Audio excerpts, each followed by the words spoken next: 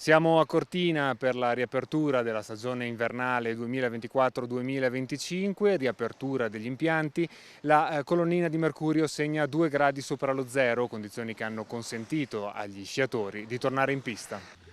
Prima sciata dell'anno? Molto bene Cortina, wow, bella giornata. Olimpia della Tufana numero 1.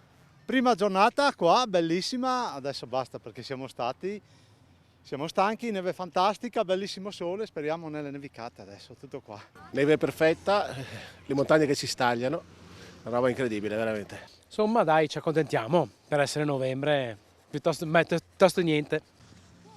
Prima sciata, com'è andata? Benissimo, grazie. Bello, bellissimo, La neve com'è?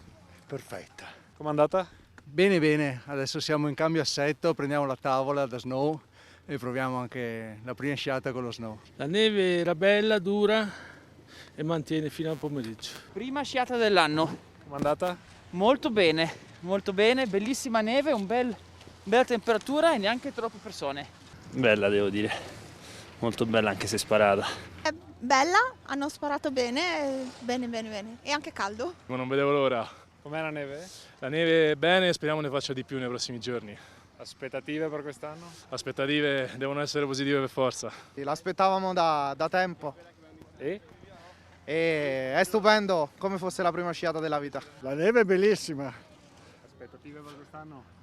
Io ho la stagionale, spero di sciare, sono pieno di acciacchi anch'io, ma comunque si va, oggi bene, molto bene.